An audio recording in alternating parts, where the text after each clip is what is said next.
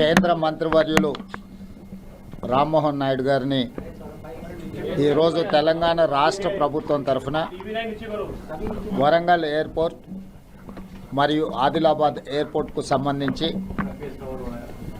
వారు చేపడుతున్న కార్యాచరణ, తెలంగాణ రాష్ట్ర ప్రభుత్వం నుంచి అందించాల్సిన సహకారం, వీటన్నిటికి సంబంధించి ఈరోజు వారిని కలిసి అధికారులు అదేవిధంగా మంత్రి గారితో చర్చించడం జరిగింది.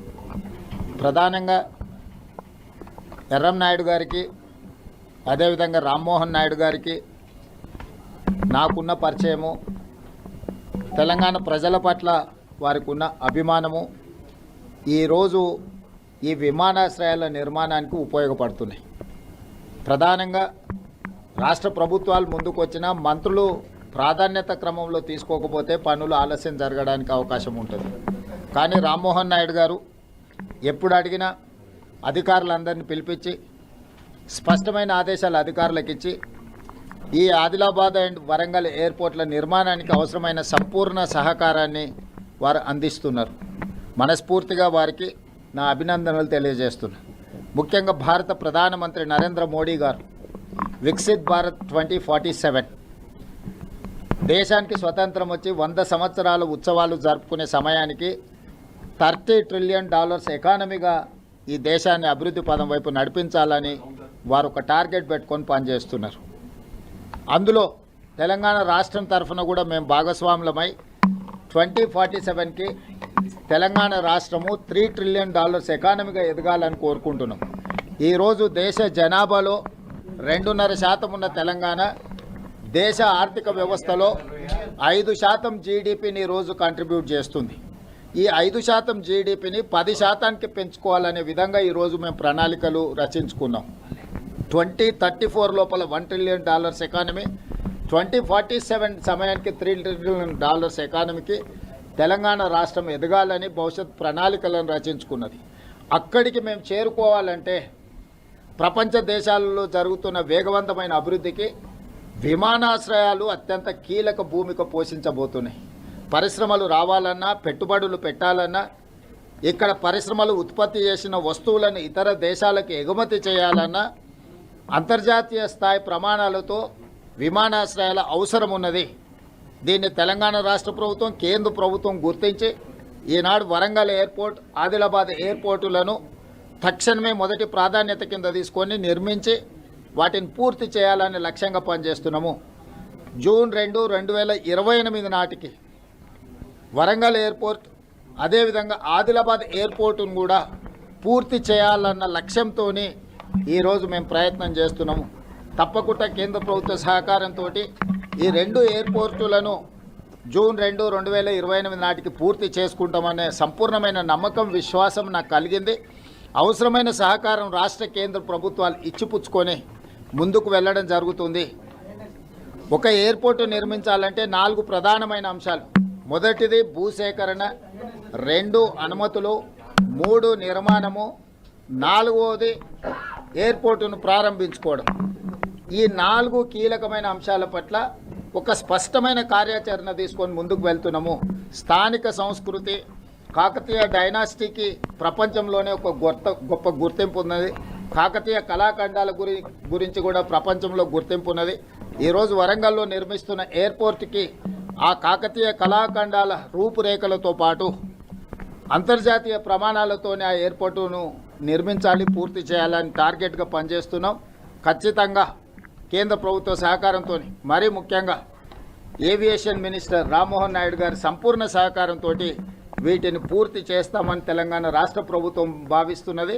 ఖచ్చితంగా ఈ 2 ఎయిర్పోర్ట్లను అభివృద్ధి చేయడం ద్వారా దేశ ఆర్థిక వ్యవస్థను బలోపేతం చేసి తెలంగాణ యువతకు ఉద్యోగ ఉపాధి అవకాశాలు కల్పించడానికి మా ప్రభుత్వం చేస్తుంది. దానికి మనస్ఫూర్తిగా సహకరిస్తున్న కేంద్ర ప్రభుత్వానికి నేను ధన్యవాదాలు తెలియజేస్తున్నాను.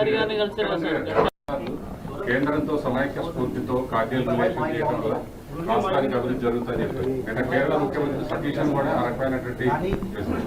సో ఆ రకంగా కార్డియల్ రిలేషన్స్ తో పోవడం వల్ల కేంద్ర ప్రభుత్వం నుంచి అవసరమైనటువంటి సహాయ సహకారాలు తెలంగాణకి అందుతున్నాయా? వీలైనంత మేరకు అందుతా ఉన్నాయి. కొన్ని దగ్గరలో సమస్యలు వచ్చినప్పుడు వచ్చి చర్చించుకుంటున్నాం. మీకు తెలుసు, మెట్రో రైలుకు సంబంధించి కానీ లేకపోతే రీజనల్ రింగ్ రోడ్ విషయాలు కానీ పదే మేము ప్రయత్నం చేస్తున్నాం. వీలైనంత వరకు ఎక్కడైనా సమాచార లోపం ఉన్నా, ఎక్కడైనా ఆలస్యం జరిగినా అది చర్చల ద్వారానే పరిష్కారం అవుతుంది. అందుకే పదే నేను ఢిల్లీకి వచ్చి కేంద్ర మంత్రులను కలిసి వారి సమయం తీసుకొని, ఎందుకంటే వాళ్ళ పరిధిలో దేశం మొత్తం ఉంటుంది. ఇప్పుడు రామ్మోహన్ నాయుడు గారు ఉన్నారంటే వారికి వరంగల్, ఆదిలాబాద్ కాదు, ఈ దేశంలో పదుల సంఖ్యలో ఎయిర్పోర్ట్ల నిర్మాణం చేయాలి, దానికి సంబంధించిన సమస్యలను పరిష్కరించాలంటే ఎవరు వచ్చి తనని కలుస్తారో, ఎవరు సమస్యలు తన దృష్టికి తీసుకొస్తారో వాటిని వేగంగా పరిష్కరించే అవకాశం ఉంటుంది. అదేవిధంగా కేంద్ర ప్రభుత్వానికి కూడా స్థానికంగా భూసేకరణ విషయంలో కానీ, నిర్మాణం జరిగేటప్పుడు స్థానిక సహకారం ఇవన్నీ కూడా అవసరం ఉంటుంది.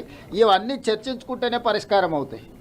కొంతమంది గిట్టనోళ్ళు, కొంతమంది సరిపోనోళ్ళు పదే ముఖ్యమంత్రి గారు ఢిల్లీ ప్రయాణం చేస్తున్నారు, ఇన్నిసార్లు వెళ్ళిరు, అన్నిసార్లు వెళ్ళిరు అని లెక్కలు చెప్తున్నారు.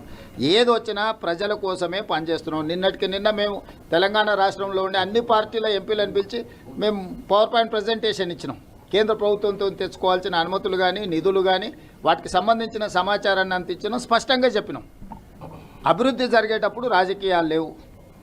రాజకీయాలు అనేటివి ఎన్నికలు వచ్చినప్పుడు ఉంటాయి. ఎవరి ప్రయత్నం వాళ్ళు చేసుకుంటారు, వాళ్ళ ప్రయత్నం వాళ్ళు చేసుకుంటారు, మా ప్రయత్నం మేము చేసుకుంటాం, రామ్మోహన్ నాయుడు గారి ప్రయత్నం రామ్మోహన్ నాయుడు గారు చేసుకుంటారు.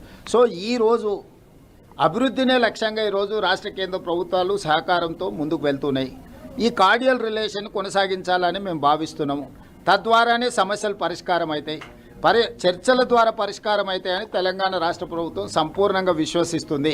అందుకే పదే కేంద్ర ప్రభుత్వాన్ని సంప్రదిస్తున్నాం, సమాచారాన్ని అందిస్తున్నాం, సమాచారం వాళ్ళ నుంచి తీసుకుంటున్నాం.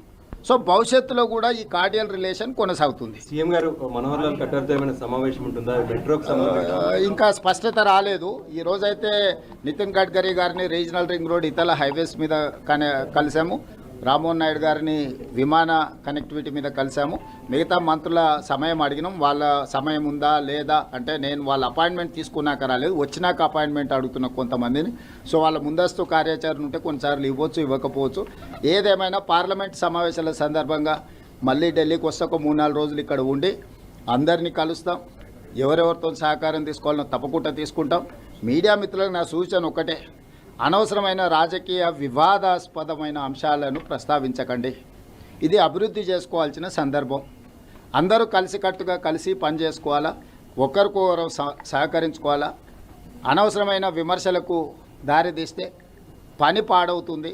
పనిని పాడు చేసే పని రాజకీయ నాయకులైనా, ప్రజాప్రతినిధులైనా, పాత్రికేయ సోదరులైనా చేయొద్దని నేను విజ్ఞప్తి చేస్తున్నా. Thank you.